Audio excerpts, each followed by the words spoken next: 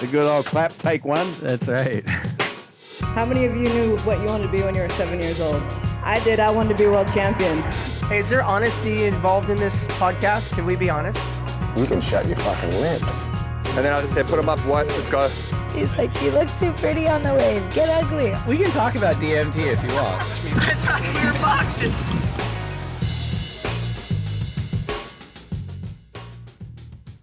All right, we are back for Break Room installment number 5, and we're joined once again by Lindsay Volk, Kim Hogan, Dan Willen, Hendo Bayer, and this episode's special guest, the WSL's very own Alejandra Belalcazar. Welcome, Alejandra. Thanks for joining us. Hi, thanks everybody. I don't know what I was expecting post Rip Curl WSL finals, but it would have been like a version of an off-season. Has not been the case for me. I'm curious to know if everyone else has experienced the same issue of like, it feels like there's maybe more work now that we don't have CTs happening. Is that fair to say? Does anyone feel differently? I feel like the off season is always hectic, at least since I started here. We always end and then ramp right back up into kicking off the season. So I've never really felt the effects of an off period. It's always been kind of on for us internally. Yeah, ending the finals and then someone was like, "Oh, the U.S. Open's in like 10 days or something." And I was like, "What?" So the Challenger Series has been giving us some work, but also our team in creative marketing has just been working on next season. I feel like this season was kind of like all over the place, so we didn't get to plan as much just with all the cancellations and changes and stuff. But now we know the set schedule and there's some big changes coming, so got to get ready for 2022. It's close. With the holidays, it's like very close. Scary close. I would say as far as my event work goes, that has significantly slowed down. But with the new role here at the lineup, I've been nicely busy and I've been enjoying my ride here with Dave. So it's definitely been a lot of good work and having a good time. What about you full-timers at the office? You know, it's one of those things that I think Dan and Kim brought up good points where it's been busy because the events have kind of trucked on in terms of the Challenger Series, but I always kind of bemoaned the actual off season and particularly sort of 2020 when it was a COVID year, because it's a company that has been working on trying to kind of refocus its identity and stabilize what its actual product offering is to the world. When those products are not happening right in front of the company's face, like events or crowning world champs or the world's best surfing, it's this chaotic time of like innovation and ideation, which is like radically exhausting. So I do think it could be worse, but it is one of those things where it's like the stabler we can get with our properties and our products, I think the better for everybody inside and outside the building. Alejandra, you've just kind of started, right? How long have you been with us at the WSL? It's only been a month. It's only been a month since I started at the company. It's the first time I onboard into a company remote. So that's been a complete new adventure for me. But I'm really happy that I was able to meet everybody online. So that's an advantage. But yes, I feel that since August, I've just been all over the place trying to understand a lot of our projects and our campaign for next year. So I've had a lot of catching up to do. Well, I'm gonna pick on you just for a second because everyone, we are in our 5th installment of the Break Room, so we've kind of all contextualized our different roles as best we can. But since you're new, can you give the listeners just a little bit of background of where you came from, any kind of previous experience in surfing, what your actual job is, and even for our listeners, a lot of them probably don't have a firm grasp on what WSL PURE is. So maybe just a little bit about that too. Yeah, sure thing. So my name's Alejandra. I'm originally from Colombia. I moved to San Diego when I was a teenager, and that's when I started surfing. And I've always had a fascination for water. And I think I've had a couple of near drowning experiences throughout my life, and they've been very comical. And that just like kept me going back to the ocean for more. So, and I just love watching people surf. So I just study moves and then try to replicate those and mirror them in the water. So my background is in urban planning and sustainable development. And I've always worked at nonprofits. So I've worked in environmental planning, and I've helped organizations develop goals and strategies to mitigate their environmental impact. So I think I've been pretty lucky that I have landed in great organizations that have been at the forefront of developing conservation strategies. And these have all been rooted in community-based, in a community-based approach where you really kind of like give and take, and you learn from different communities and what different solutions are for different places. So I think this is where my two passions intersect, and it's environmental and social responsibility aspects of my role. So yeah. That's good. That's good background. I'd imagine that you kind of track the surfing scene in Colombia. Like, what's it like down there in terms of, young men, young women coming up, performance wise? Do you think we'll see someone from Colombia kind of take a crack at the championship tour in the near future? I hope so. Yes. You have a whole continent whose coast is the whole Pacific. So just imagine there's 14 countries in Latin America, and there's a good amount of coast down there. And I just think there's already a champ out there. We just haven't seen him. And there's a lot of up and coming talent and young folks, especially I think there's one specific group of folks on the Caribbean side of Colombia, and they're actually First Nation kids that start surfing, and they just rip, and they're so much fun to watch. So yeah, yes, there's a lot of good surf. There's a fervor to like get out there, and a lot of the countries, I think specifically in Colombia, the communities do their own contest, and they all like chip in to help kids get excited about surfing. And I mean, they don't need help to get excited about surfing. They need opportunity to get out there and compete. So yes, for sure. I think that next champ is already out there. We just got to check him out. I love it. Well, we're very fortunate to have you, and we'll probably add like Colombia specific scout for talent coming out of the country moving forward. But one of the things I think Dan mentioned is that we rolled right into the Challenger Series following the Rip Curl WSL finals. We had the US Open, we had the Mea Wiesla Ericeira Pro in Portugal, and then the Quicksilver and Roxy Pro in France. Question for the group. European timelines. Did everyone stay up and watch the entirety of the European Challenger Series leg? All whatever it was, 18 days worth between Portugal and France? I hate to say it, but... Go on, be honest. It's fine. Of course, Dave. Yes, good. Good work, Dan. It didn't align with my sleep schedule, unfortunately. So despite what I said last time, I watched a few heats. I watched the highlights, and that was great, but I didn't watch as much as I should have or wanted to originally, unfortunately. It's interesting because I was talking to Travis Logie, who is in the Tours and Competition office. He was formerly on tour for a number of years from South Africa. He's a great surfer.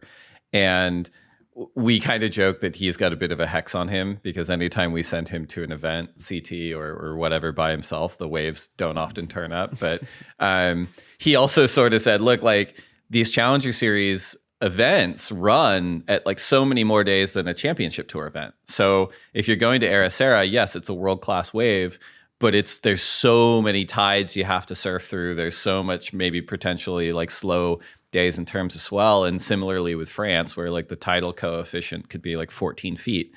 So they really had to grind through. And in Portugal, we saw former CT surfer and the ultimate surfer, Ezekiel Lau, and a fellow Hawaiian, Luana Silva, win that event. And in France, we saw former CT surfer, Conor O'Leary, and Brisa Hennessy win that event.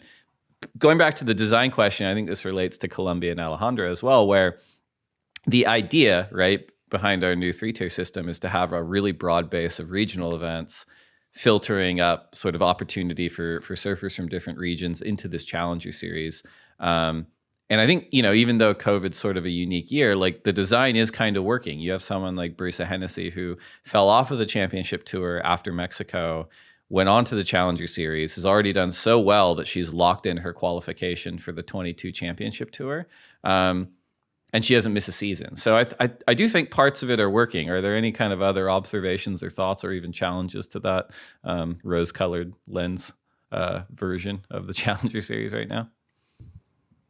Yeah, not to be too positive about it all, but it does, like, the selling point of the whole thing with the former CT stars and this up and coming generation kind of battling it out is like really happening. Like, you got the Zeeks and the Brisas like crushing it, already qualified. Also, like, Nat Young's in there, Connor O'Leary's in there, Coco's like just outside, and then you have all these young up and comers, like whether it's Jake Marshall or Luana Silva, or it's just really cool to see them going at it. And it's cool to see like a lot of the young surfers going really far and kind of like, I don't know, if it definitely feels like they're taking their place. It doesn't feel like they're racking up points in this long tour of 1000s where you get 700 here and 500 here, and at the end of the season you're like 12th. It seems like with this kind of condensed thing, they're winning it. You know, they're earning their spot, like, without a doubt. Like, they deserve to be here. And it's still fun to see some old names come back. But yeah, I kind of feel like the whole premise is playing out as expected. Yeah, and I mean, if you take a look at the rankings right now, we still have one event to go in Haleiwa. At the moment, between the men and the women, you'd have a combined rookie class of 12 surfers, which it's wild, which is pretty big, like, comparatively. And I think it's great. I think that infusion of new names is really good for the championship tour, because we've seen kind of a cycling of surfers who've been around for 10 or 15 years on both sides, sort of stepping away in this last season. Yeah, and not to bash on our CT people, but when I'm watching the events, I'm always rooting for them to lose. And it's like, it's nothing against them. I just want to see the new people come up, and I want to have some new blood. And now that, like, especially Kanoa or something who's already qualified, just let Zeke come up, or let Nat Young or Connor O'Leary come back, or somebody new. Like, I like seeing them there because it's a good reference, like a CT established surfer versus someone else. But I always find myself rooting against the guys who have already qualified for the CT, or women.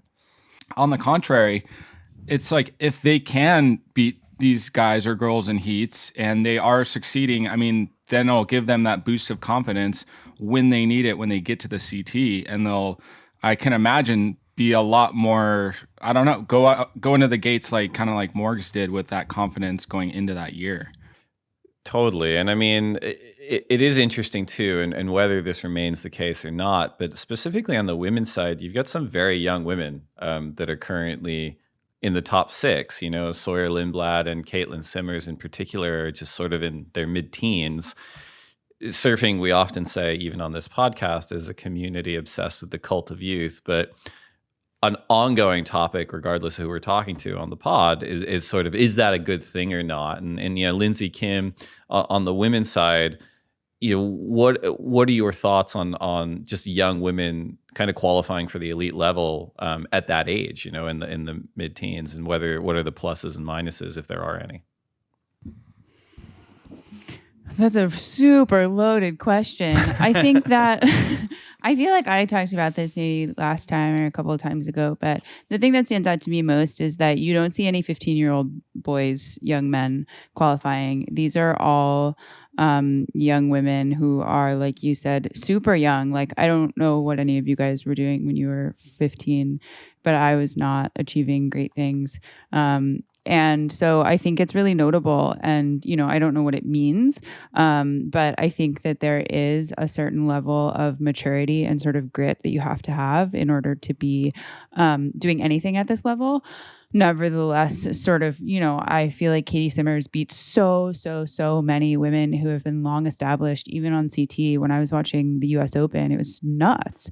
And I think in order to have that sort of mental fortitude when you're so young is an accomplishment in itself. But at the same time, I go like, oh, I hope you're having fun. And I hope you're also able to be a kid, because this is also the time when, like, you should be fucking up and, like, you know, being a kid. So I guess those are how I see the sort of positives and negatives of it.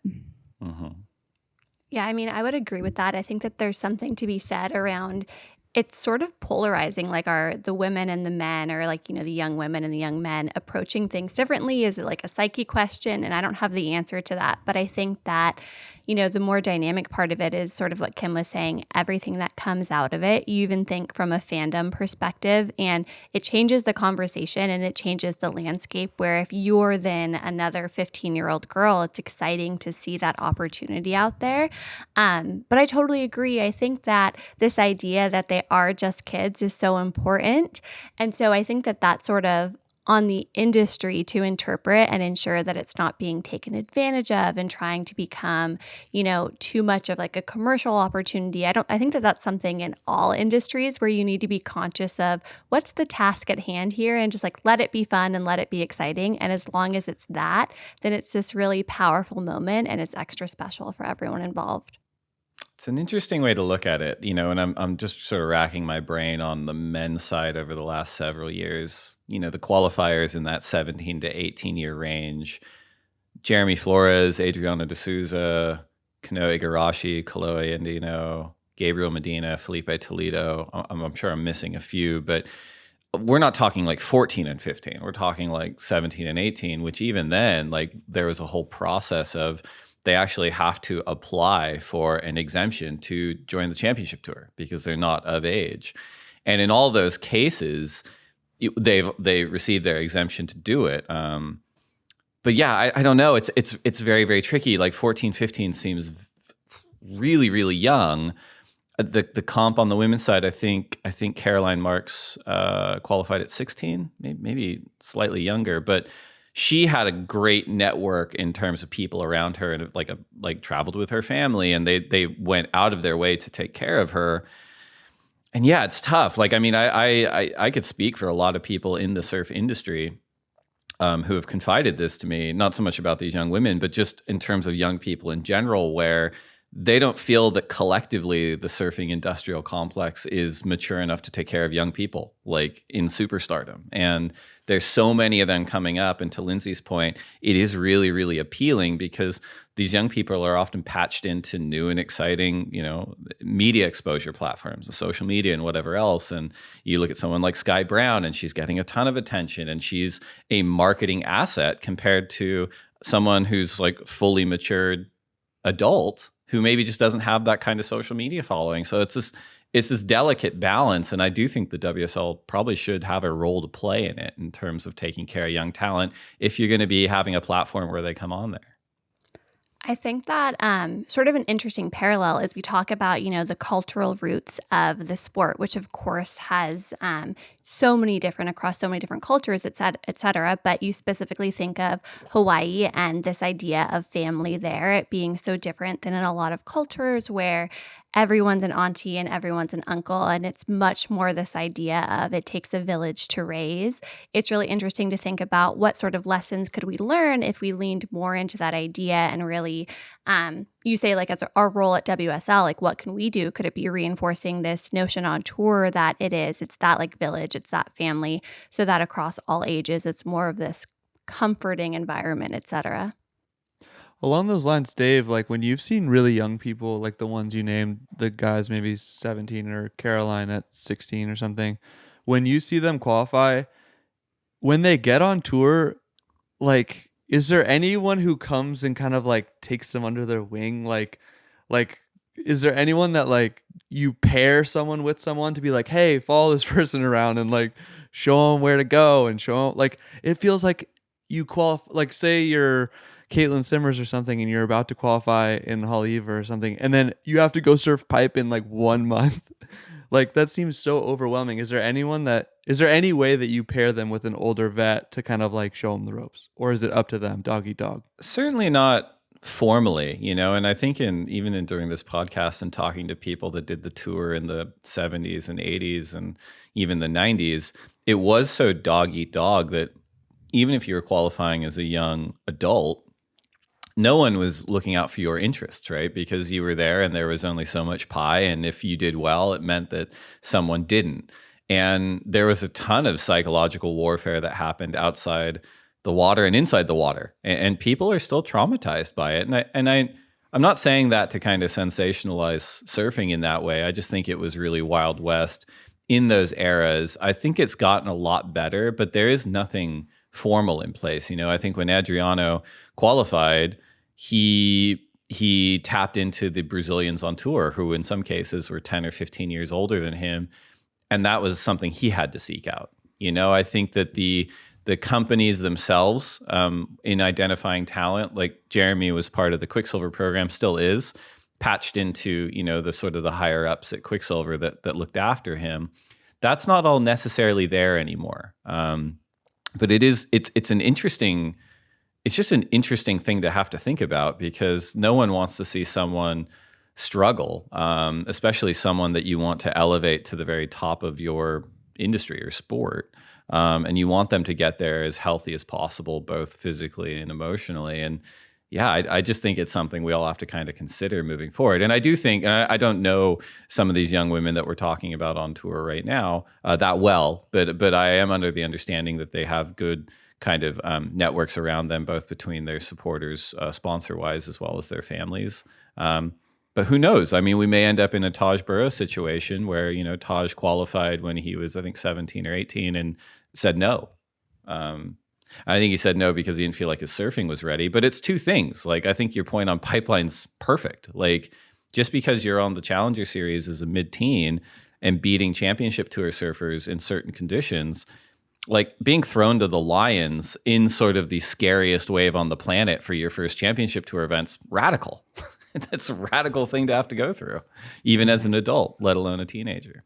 I would say that I thought it was really cool when Italo was trying to get his first world title, that he went, whether or not his sponsor helped or not, but he went out and reached out to Shane Dorian, and he had helped him. Well, maybe that was the previous year, but one of those years. But guys reach out to Shane Dorian or Jamie O'Brien to get understanding of how to go surf pipe. And that's like kind of a bit of a mentorship where I feel like individuals might, if they want it bad enough, they might have to take it upon themselves to go and get coaching like that. But it seems to have proven beneficial. For sure. I'm just curious if someone would do that to someone who is currently on tour. Like if I just qualified, if I could go up to, I don't know, I guess Jeremy's gone, but someone like that and be like, hey. Steph Gilmore or Carissa Moore are the ones on the women's side, right? Like, yeah. Yeah, totally. Oh, I feel like Adriano de Sousa was a bit of that mentor for a lot of the folks from the Brazilian Storm. Watching his leadership and kind of taking everybody under his wing is really special. And I think he took that and like not as a, I got to do this. He was like, I will lift you up and tell you what I know, and we can do this together. So I really appreciate that part. I know that sometimes when we compete, we want to keep some of our strategies and things to ourselves. But I thought it was really humbling to see that somebody like Adriano was like, yeah, come on over. I'll take you under my wing, like the captain, So totally. I thought that was really special. And I can't let this pass without saying too, like what he did to me was extra phenomenal, because not only did he take the Brazilian Storm under his wing and sort of pave the way for someone like Gabriel to claim the first men's world title for South America, he could have easily been relegated to like a footnote in Gabriel's story, but he came back and won his own world title the next year, which I struggle to understand the mental fortitude to be able to do that. And I think he's one of the great unsung sort of heroes in surfing. And I think the last thing I'll say too, just on this topic, is I don't, it does seem like it's generational, like on the men's and women's side, that, every 5 years or every 10 years, there is a group of performance shifting surfers that come along and supplant the world's best surfers that came before them. And that just might be what we're seeing on the women's side with these young women, and even some of the young women that aren't mentioned. I know Molly Picklum's sort of just outside the cut line. You've got Sierra Kerr, the young Kenworthies. Like they're all such good surfers, and they're really shifting the performance level of women surfing across the board, which is why you're probably seeing younger surfers kind of come through and take bites out of that apple.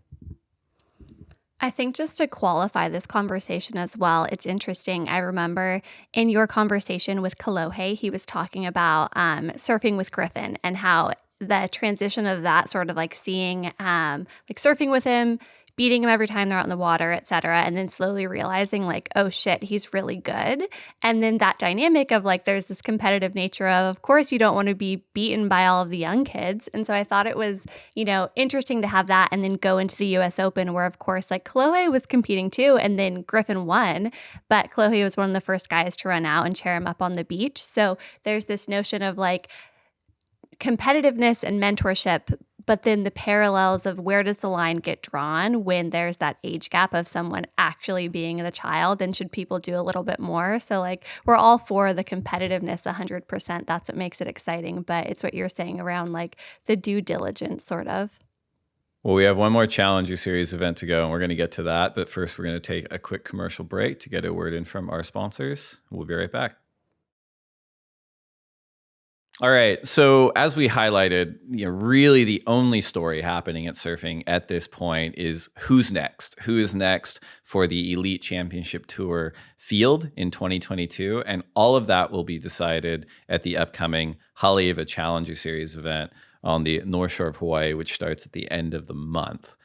And really everything's at stake. You've got 10,000 points on the line. You have these fields of surfers from around the globe that have been doing this sort of truncated season ahead of 2022's full-flighted Challenger Series. I think it's going to be stressful. Who here has actually been to Haleiwa or has actually been out and surfed it? Anyone? Raise your hands and speak up. I've been, quite a bit. I think 13 years for the Triple Crown. And Kim, you raised your hand too. What was your impression? Oh yeah, I've been once and I looked at it with my eyeballs. Yeah, I have not paddled out when it's any bigger than 2 foot Hawaiian, to be honest. And I always go left, being a goofy. I have not surfed the right, and I certainly have not done a floater on that soup bowl section, which looks insane when it gets bigger than like 4 foot Hawaiian. Super challenging wave. Yeah, it is, and I can't really speak with a lot more authority than both of you, but it has sort of been at the end of the qualifying series for many, many, many years. It's been often the first stop on the Vans Triple Crown, which also has included Sunset Beach and Pipeline, and it's considered one of the best big high performance waves on the planet. So right-hander, it comes out of deep water next to the Haleiwa Harbor, and yeah, it is terrifying when it's big because it's moving everyone around this very broad lineup. And as you pointed out, that toilet bowl end section at the end, Hendo, is very aggressive. It's very shallow. But the surfers, especially the surfers that are going to be competing in it, always make it look really, really easy. Taking a look at the rankings right now, and I'll start with you, Dan, and I'll put you on the men's rankings, and we have 1 through 15 in our document. Who do you think is going to perform best if you had to pick 2 surfers from these top 15 at Haleiwa? Let's just say it's going to be in the 6 to 8 foot range because we like seeing good waves. On the spot. All right, well, I'm going to choose the easiest one, which is Zeke. I feel like he's got to be the favorite. He's the ultimate surfer in more ways than one. I'm actually so stoked that Zeke's back, but I think Zeke will do great. I also, just looking at the top 12, I'd say Liam O'Brien. He's from West Oz, right? He's used to big, gnarly, scary waves. So maybe Liam's from Burley Heads, Gold Coast. Oh, darn! But he's been to West Oz. That's helpful. I feel like maybe he was a wild card at Marks, and that's why he was. Yeah, he got a bunch of CT wild cards. All right, well, I'm going to stick with him then because he's been competing choice on the CT in West Oz. So. And what about on the women's side? We've got the top 8 reflected, both above and below the cut line. Who's your picks? Pick 2. Can I just pick one that I'm really rooting for, and that's Coco? I feel like maybe she's the favorite out there too because she has experience there. Maybe more. I have no idea who has experience out there, but I'm rooting so hard for Coco that I really want her to do well, and I hope that she does. She'd have a lot of experience. Okay, Dan, you get to popcorn the next person to set their picks. Lindsay. All right, two from the men, 2 from the women. Go for it, Lindsay. Okay, well, I'll steal Dan's answer. It's definitely going to be Zeke. And then also from the men, I don't know. I think that Griffin might come out swinging there just because he's sort of gotten a taste of winning an event and how exciting that would be. And then For the women, again, I'm aligned around Coco. I think that she'll be interesting to watch. It's just sort of all coming down to this event for her. So I think it'll be a really exciting competition to watch her. And I think that she has a little bit more power in her. I think that the waves in Europe are a bit trickier. And so we'll see how she performs. And then again, coming off her last win, Brisa, I mean, she was born in Costa Rica, but she lived in Hawaii for so much of her life that she definitely has, strong advantage there. It'll be fun to watch. I like it. And Griffin's an interesting one too, right? Because he's already qualified on the CT. He doesn't actually need to surf in Haleiwa, but all the Championship Tour surfers are automatically seeded into the Challenger Series. And I do think Griffin, Kanoa, who's currently leading the Challenger Series rankings, and a number of them are going to turn up and surf this event because it's just a little bit of like tool sharpening ahead of the start of the Championship Tour season at the end of January, which is only a couple months out. Lindsay, you get to popcorn the next person. Ooh, let's hear from Alejandra. All right. I did see The Ultimate Surfer. And I think Zeke would be my front runner, but I really love that I see Luca Messinas on there. I would love to see him keep rising, and Joao, as well as Carlos Munoz from Costa Rica. So those folks have my total admiration for where they're at. And I think as far as the women, Brisa for sure. Just super powerful surfer. I like it. That's a great Colombian scout answer for repping South America. It's perfect. I'll popcorn Kim. I'm just going to take everyone else's answers because I was thinking the same thing, which is Zeke. And I think Zeke is really good, and he's absolutely proven his talent, not that he needs to. Brisa obviously charges everywhere. I really want one of the younger women to surprise us, and I don't even think it would be that much of a surprise if one of them were to win it all, because I think that a lot of them seem like super fearless. And so we might be underqualifying them a little bit. It's fair. Who hasn't answered? Hendo?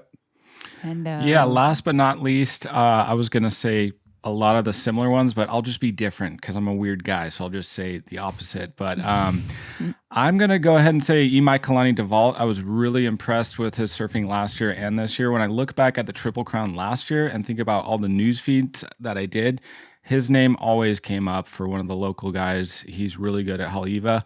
And as much as I want to say San Diego boy, Jake Marshall, I'm going to go with Nat Young from Santa Cruz, another California kid. I think his backhand is super electric and he has the experience. So to see him back on tour, we haven't seen him on the road for a long time. I think it would bring some good energy. And I've been loving the behind the scenes with him and Seabass and some of the other guys.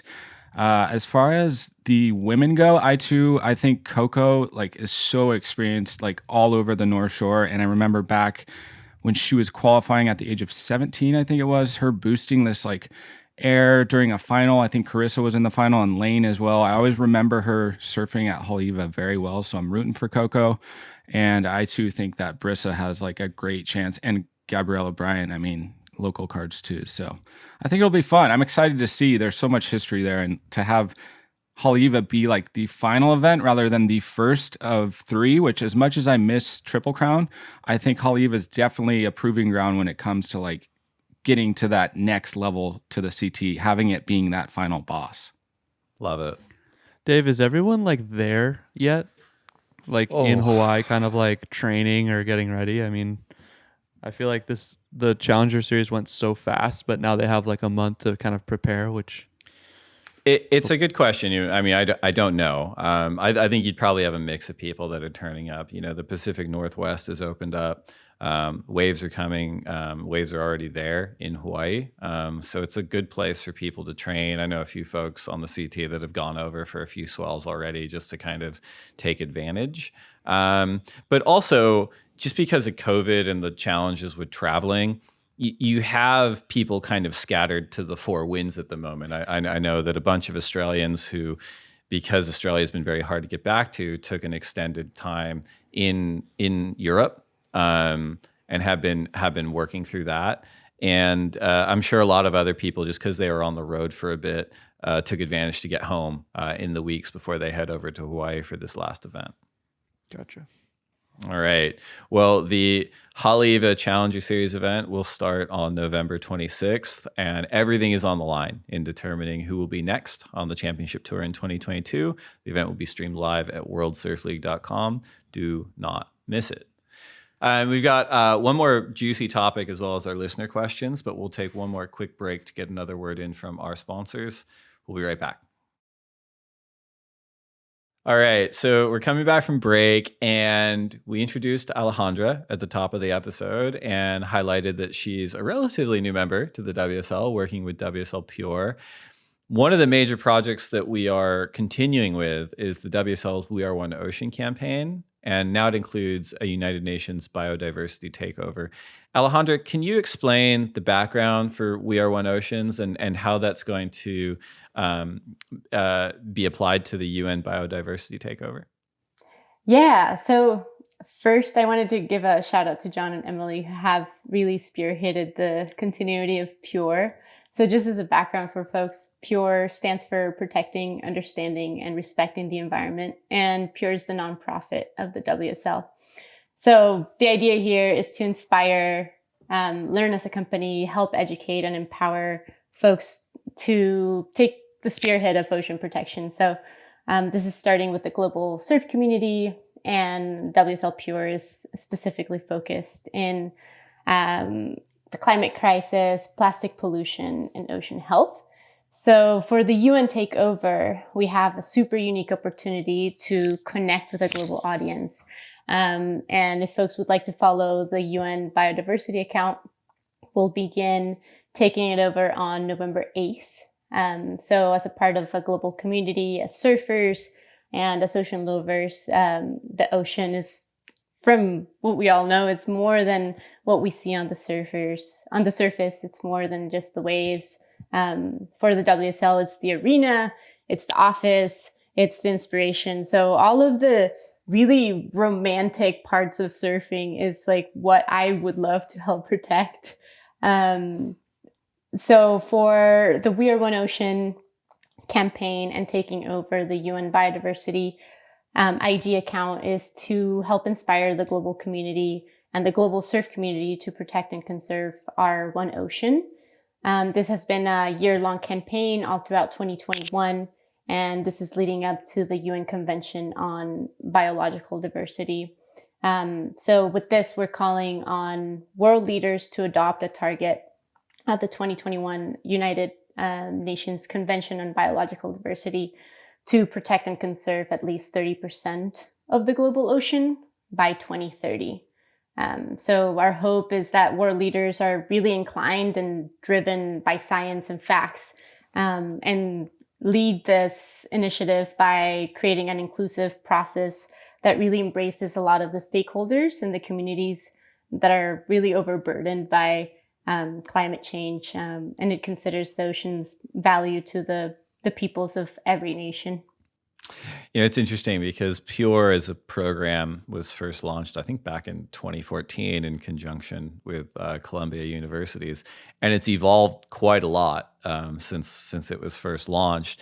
I want to throw to Kim and Lindsay just for a minute because you both worked very, very closely on these programs and in multiple iterations. You know, what are your kind of thoughts on how the programs evolved just in the time that you've worked at the WSL, and do you think it's heading in the right direction in terms of being, you know, focused and effective? Perfect. Yeah, I mean, I think that exactly, like, there has been an evolution since I've been here. I think that when you think about this idea that PURE is the nonprofit branch of the WSL, even that concept is a little foreign, and I think that going through the evolution of like, what does that mean and what should that mean and who should it mean what for? I think that too, the point that Alejandra just made around the campaign, to oversimplify it completely, there is this idea that World Surf League's vested interest in the ocean should be protecting it so that it can preserve the future of our sport. And I think that framing it in that way really helps us to sort of stay in our lanes. There's this idea that there are so many sort of problems and issues in the world, but you should only really help with the ones that you know how to, or else you might be inadvertently causing harm. And so this idea that there's been this evolution of bringing in knowledge and expanding the team and bringing in someone like Alejandra, and she mentioned Emily Hofer and John Suhar have spent so much time being thoughtful about what is our intention here. I 100% think that it's moving in the right direction, and it's something that's really proud to have at the company. We've talked about this idea of what are the parallels with other leagues? Because sometimes I think that perhaps to a fault, we do put ourselves in the box of we are a sports league. In other conversations, we of course are much more dynamic. But when you do think of it in that framework, it's like, what are the other leagues doing? And you think of NBA Cares and programs like that. But what it comes down to is no other leagues are doing what we're doing at the level that we're doing. And that is what's so impressive about it. Kim? I agree with everything Lindsay said, as always. Beautiful words from Linz. Agree that I think we're headed in the right direction. We're staying in our lane. We're working on something that we're really passionate about. And I think that we're at a place where we're working with organizations and communities that are even closer than we are. I know that there are, the grantees that PURE sort of works with every year, who are actually doing the work in the communities that we enter, but we're not a part of. And I think that that's another piece that's really important, to not be this sort of like large hand that comes in and meddles in communities that we're not a part of. We enter into a lot of spaces that we like to surf at, but we don't we don't call it home. And so I do think that that's a really important and really beautiful thing that PURE has sort of opened up, which is working with the communities and the actual stewards of the land and the seas at the places that we enjoy visiting. And so I think that's the part of PURE that I feel most excited about, is getting involved with those people who are doing the work really hyper locally.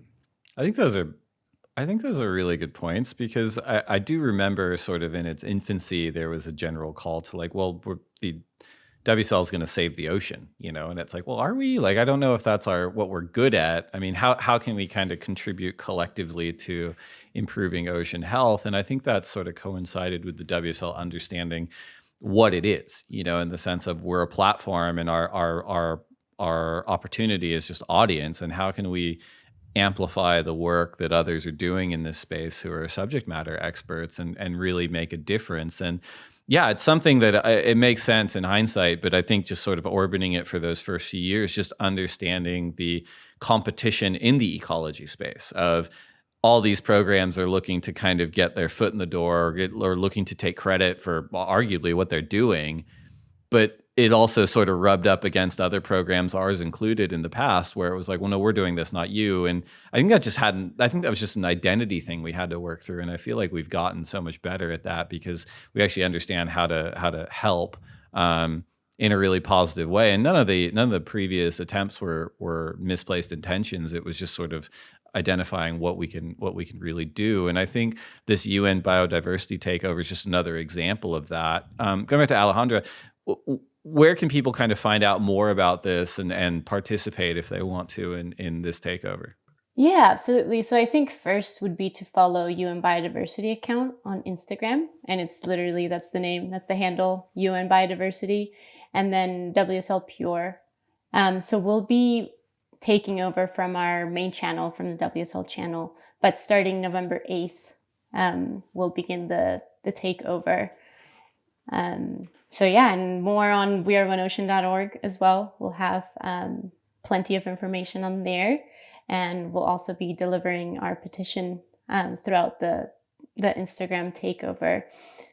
So But yeah, I wanted to add on something that you just said, Dave, on investing in local communities. And one of the things that really attracted me to work for the WSL was that notion of the WSL is not an expert. The WSL is using its platform to really elevate the communities that know what their problems are. They know what their solutions are, and we just come in and help. So that was really attractive to me when I came in, because I am from a zone where there's folks that come in and say, you got to do this. And it's like, no, we don't really know. You don't really know what we need. We know what we need. And we just need a platform or funding to really get these programs through. So that's something that I'm really, really excited about, to meet more of the grantees and focus the program into restoration and conservation and community development. So yeah. Well said, and we're fortunate to have you. So everyone, make sure you check out weareoneocean.org for more information, and we'll look forward to that UN takeover. As we do with every episode, but particularly the break room episodes, we canvass the Instagram community for questions, and everyone always lights up for these installments, because I feel like they actually get to ask the organization questions, and we're generally pretty candid, I think. So I'm going to hand over to producer extraordinaire Hendo Bayer to go through the questions. Hendo, take it away. Cool. Thanks, Dave. And thanks, Alejandro. It's great to hear all about that. If you guys want to join the conversation here on the Lineup Pod, follow us on Instagram at the Lineup Pod and send us your questions. First up is from @Magister. Do you think Julian Wilson and Jack Freestone, etc., will return to surfing after quarantine is up? Lindsay and Dave, what do you think? I will come in with my hot take, and then Dave can say maybe a more realistic version. I mean, I think this is an interesting question. And I think that there is this notion in some endemic outlets and sort of this kind of, I don't know if it's like a joke over the last couple of months of like, there are no professional surfers left. And of course, that is so funny, you know, as we contrast it with everything we've just been saying, where the breadth and the talent of professional surfers is likely bigger than ever. So it's just this idea, especially where they say, you know, they call out Jack Freestone and they call out Julian Wilson, but then they say, etc., when in reality, there's like 3 other people that aren't coming back, but it's just this idea of like, no one's coming back. None of the old guys are here. And so I don't know. I think people are blowing it a little bit out of proportion. To the specific question though, I feel like Jack Freestone, he'll come back after the Rip Curl deal is over, really making a statement with the league on that one. And then Julian Wilson, I don't think he'll come back. I think that he will focus on his family and future ventures. But I think that it's important to say too that, you know, just because you're not on tour doesn't mean that you're not a surfer. And there is always, especially through the Challenger Series and the new way that we have a year-long season, they could very easily come back to the tour, I would say, if they wanted to. Yeah, I think that's pretty well said. I mean, the only things I'd add is that, you know, as we kind of said before, like surfing it's generational, and competing at the very top is generational. At some point it cycles. And I know that we probably don't necessarily believe that, because we have someone like Callie Slater who's been so dominant for so long, and he's going to be turning 50 in February. So there is a bit of a Peter Pan complex to professional surfing at the elite level. I also think that, you know, the expectation management for both of these surfers that were named, you know, Julian Wilson's 32, Jack Freestone's 29, they were both heralded as sort of world champs, you know, as so many surfers that make it to the championship tour are. You could argue that Julian Wilson is one of a very, very small group of the most marketed and hyped surfers in the history of the sport, just because of the timing that he came in. Same with Jack, 2-time world junior champion, great sort of free surfing pedigree, and highly, highly marketable, both of them. And I think the Overton window kind of shifts when that happens, right? Because Julian Wilson, both Julian and Jack had fantastic careers. Julian in particular, Pipe Master, Triple Crown winner, like winner of multiple CTs. He just never kind of put together the expected title run that everyone had kind of put on his shoulders for years and years and years. And it's a little bit unfair to say that, oh, like they didn't reach their potential, because in a lot of ways they maybe surpassed their potential. I just think it didn't necessarily match the hype that had preceded them. I think in both their cases too, our broad tours and competition framework is restabilizing, and I think we'll see sort of a more fuller flight of it in 22 and beyond. As you said, like they're both very, very talented, and even in speaking to Julian's camp, like he's interested in continuing to compete, but I do think he wanted to take this time to be with his young family. You may see him spark up at sort of regional QS events close to home and see how he goes. It wouldn't shock me if we saw him at the Snapper Rocks Challenger Series event in 2022. Good points by all. It's not goodbye. It's I'll see you later or see you around. All right. Another question from @Kurt_P5 and @South Coast David. What is your biggest prediction for the 2022 season, and what are you most excited about? Dan, let's let it rip. Okay, things I'm most excited about. There's a couple. The first is the cut line, because I think it's going to be juicy and there's going to be a lot of drama, and it's going to be like almost like 2 Final 5 races, kind of like we'll have the one at the end, but that race at Marks is going to be wild. The second is now that John's coming back, but Gabe has one more title than he does. I'm very excited to see them go at it, as well as Carissa now with 5, chasing Steph with 7. Both of them, especially John and Gabe, I feel like they're so tied together in their kind of career and their legacies that like I hope John's like extra inspired to get his 3rd, and I hope that Carissa is like still gunning for the record, because I feel like she could do it. My biggest prediction, I'm gonna say that a surfer in the Final 5 that is not ranked number 1 will win the title. Oh, that's a good one, Dan. We didn't see it this year, and I'm kind of glad we didn't see it. I wanted the number 1s to win, but I want to see an upset, and I want to see just kind of how people react and how it goes over. So, wait, if you're gonna put your name to this, what number are we talking? 2, 3, 4, 5? Who's winning? I like the 3. I thought the 3rd spot was a nice middle ground where you get some run up and you get in the groove, and then but you're not fully burnt by the time you get to the final. So I'll say number 3. Someone who is number 3 will win the title this year. We'll get the product people to fix that on the rankings. It'll just go 1, 2, Willin, 4, 5, 6, 7. Yes, we'll call it the Willin spot. I like it. Yeah, it's good. Interesting. Any other excitement or predictions? Kim, what do you think? Oh, gosh, thanks. I am most excited about the fact that the men and women are surfing all the same events. I think that is, it's never happened before, and I'm really excited about that. I think it obviously will open up a huge can of worms to a lot of men who see the women as inferior surfers. But I think that gives us an opportunity to stop comparing the men to the women as default as what is good, because that's just shouldn't be the way the world works, but unfortunately it is. So I'm really excited about that, and also just because I love to watch the women, and I think there's going to be a really, really, really interesting mix of women on tour this year, especially like we talked about earlier. This sort of younger generation of surfers who absolutely rip, and who seem really confident and really stable, coming in and sort of mixing things up. And to Dan's point, I predict that maybe it's not going to be anyone we think it's going to be. Maybe the top 5 will look way different. I think because of that, because I think that this older generation of surfers might be sort of stunned by the performances of some of the younger surfers, or the surfers who just haven't been on tour as long. So yeah. Cool. Excitement or predictions, Alejandra?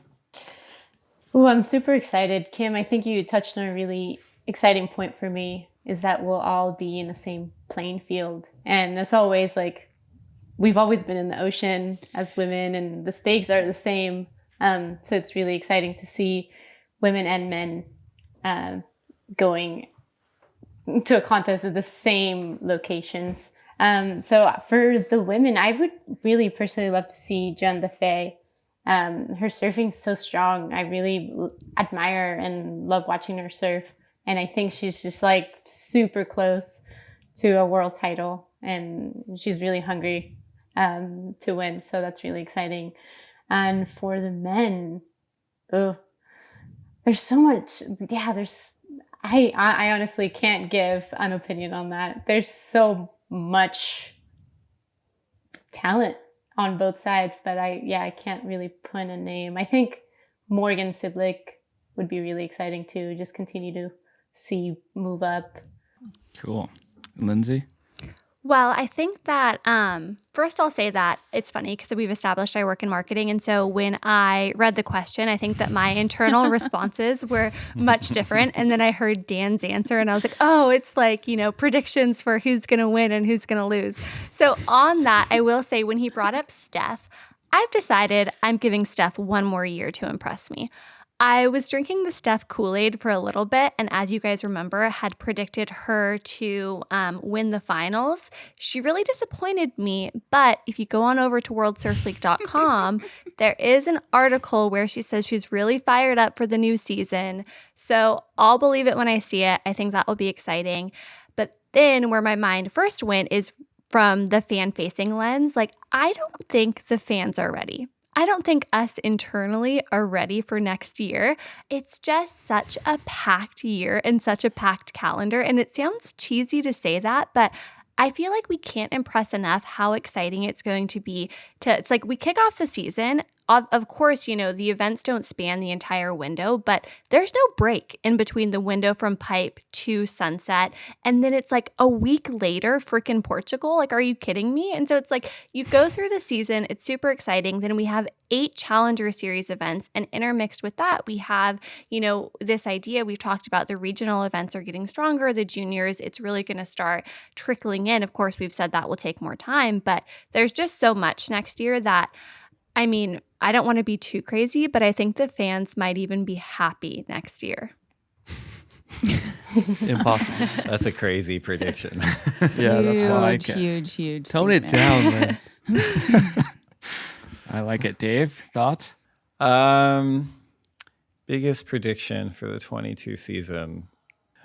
I don't know if I think this is going to happen, but I'll throw it out there. I think at least one top 5 surfer is not going to make the mid-year cut.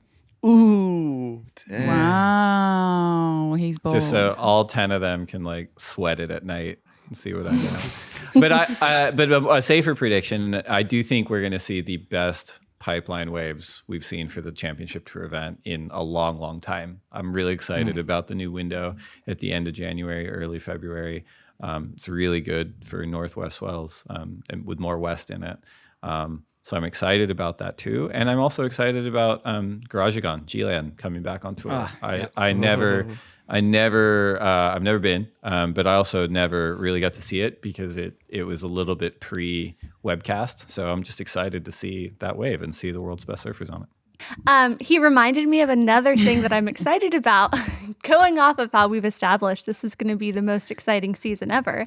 The MidSeason Cut. That's going to be crazy. And not only is it going to be crazy for tour, I think that, again, it's really cool for the fans in the sense of, I think that we'll be able, what do those surfers do if they don't make the cut? And of course, we haven't experienced it yet. We don't know. But I think there will be a lot of good content out there of them free surfing, etc. There will be a lot of talent in the water outside of contests as well. So I think it just sort of even just the idea of the surfing world next year, extra crazy. Anyway, now I'll let you predict something, Hendo.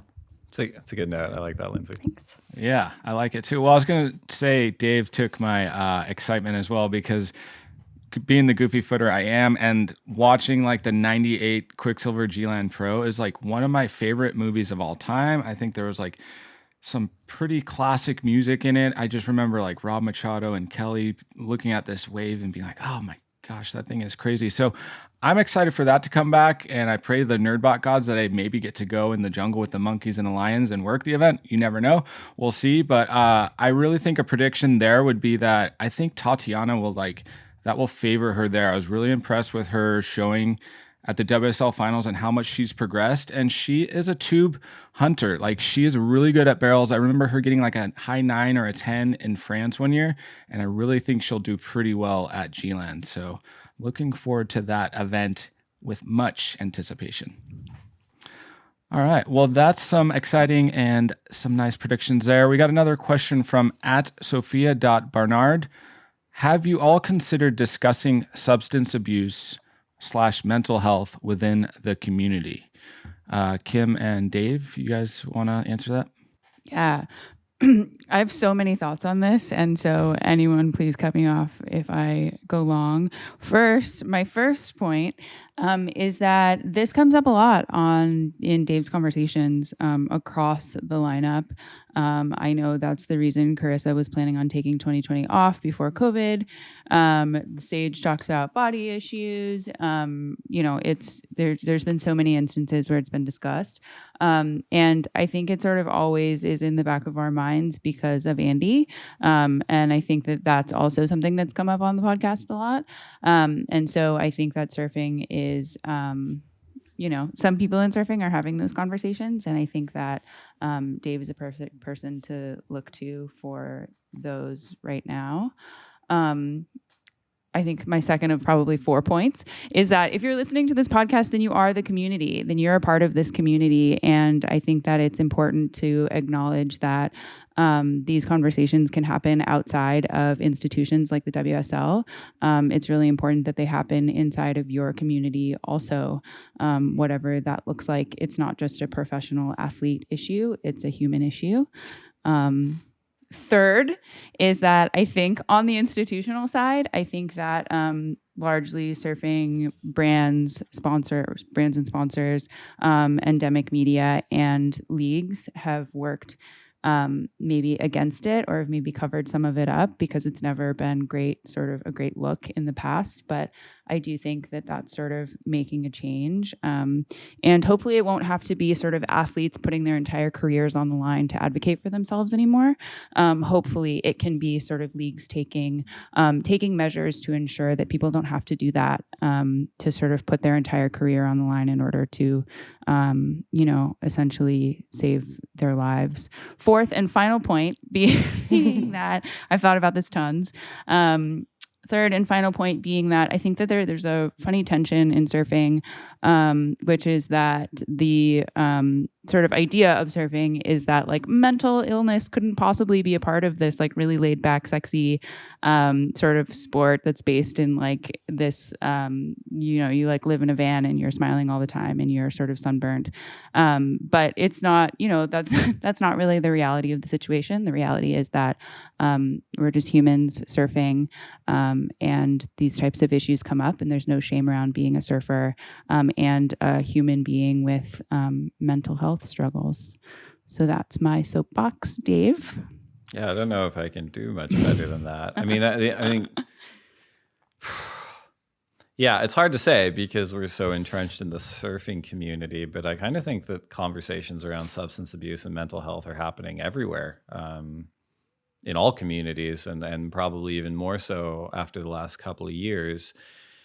And yeah, it comes up on this podcast a lot. It came up in last week's episode with Jamie Brisick, and we were talking about the Matt Archibald documentary that Bill Ballard did years and years ago.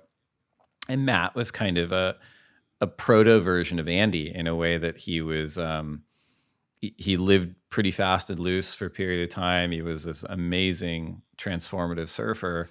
And there's a comment in the film that says, Matt was a marketing manager's dream, but a team manager's nightmare. And it to me, it really kind of encapsulates this tension point in surfing, right? Because it's a culture and a community that fancies itself on the fringe of society in a lot of ways.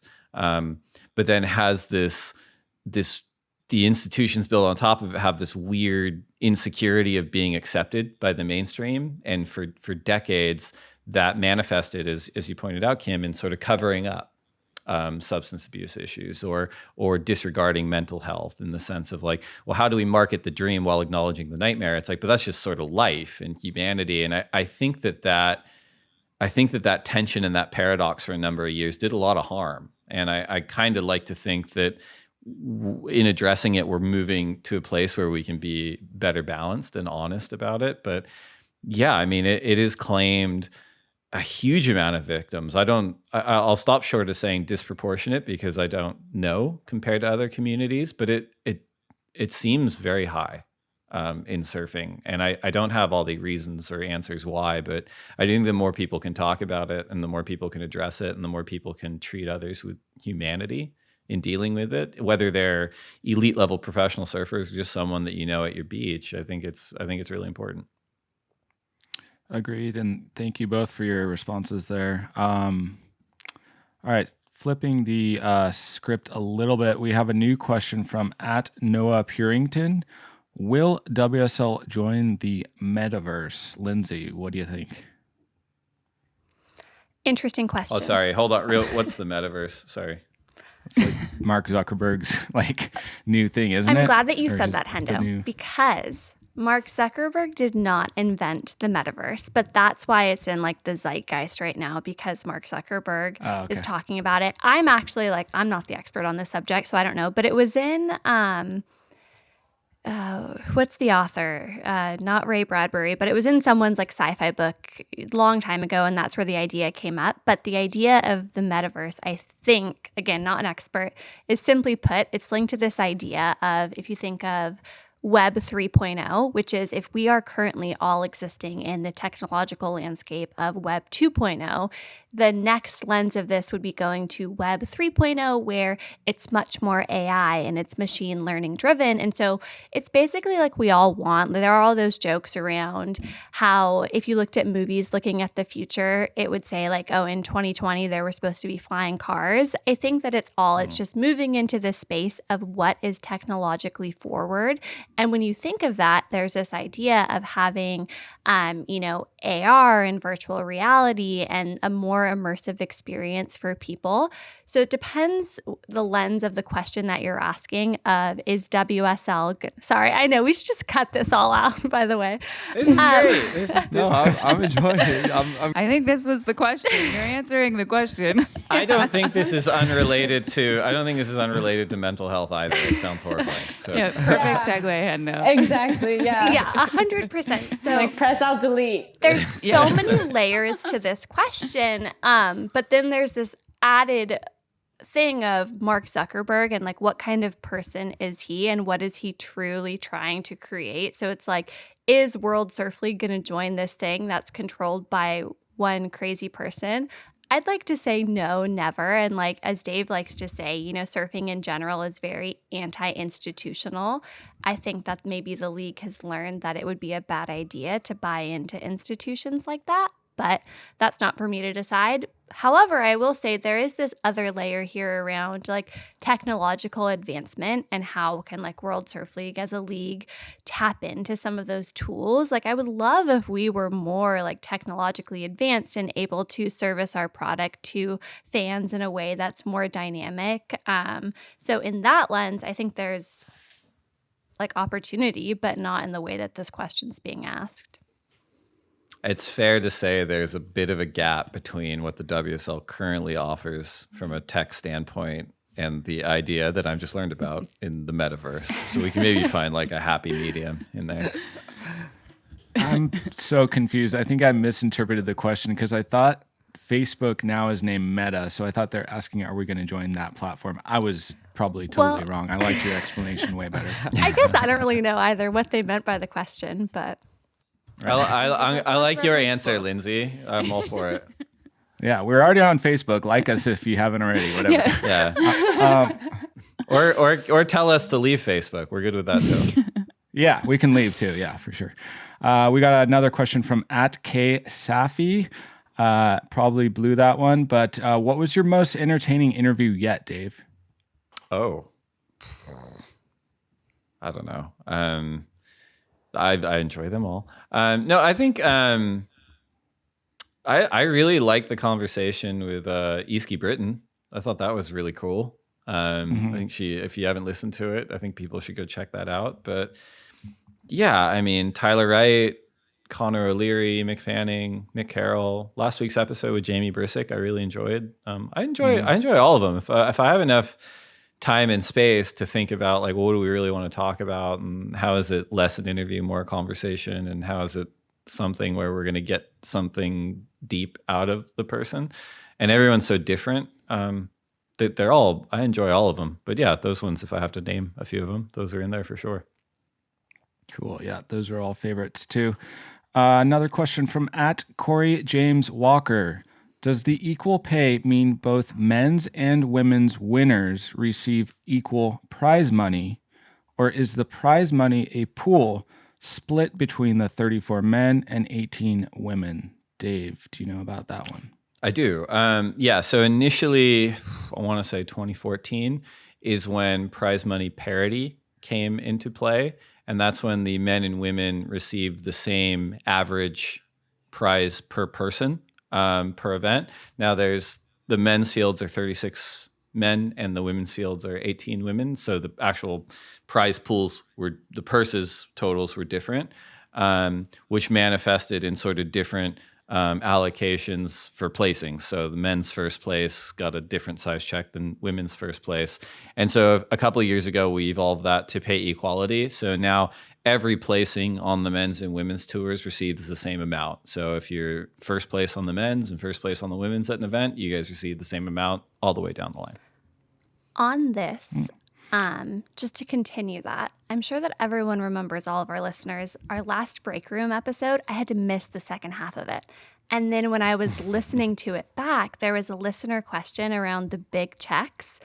And everyone on here sort of fumbled the bag. I remember slacking afterwards, like, no, you guys re-record, you missed the answer. I think this is a really interesting question. And I'm always the person who's like, the information should be out there. People ask about prize money a lot. And it is on the website. It's not hidden. So if you wanted to go and like look at, even on the Challenger Series level, go to our event pages.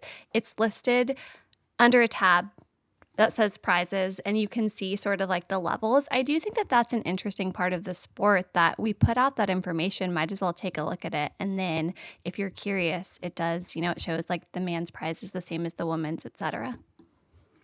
I'll go check that out. Thank you. Last question is from @Kyle James Black. Who is the best Canadian surfer? Kim and Dave, I think you guys know a few. And anyone else here?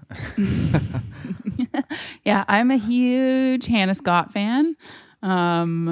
She's a really, really rad surfer who's on the Vans team. I think she's from Vancouver, but she rips and seems really rad. That's a good answer. I think I've never been, but I'm dying to go to Tofino, which is in Vancouver. It sounds like there's this amazing little community up there. When I was growing up, it was the Breweiler brothers, Sepp and Rafe, who really I think were sort of godfathers of at least modern surfing up in that community and pioneered a ton of amazing waves there. And when I started working at the ASP, there was a gentleman by the name of Peter DeVries, which I didn't get was like a Dune name from like Dune Canon from Peter DeVries. I don't know if his parents knew that, but it's a cool coincidence either way. Peter was unbelievable. Like he would turn up at these QS events. He rode for Hurley, and he's from like, a place where you'd wear 5, 6, 7 millimeter wetsuits, like really thick wetsuits.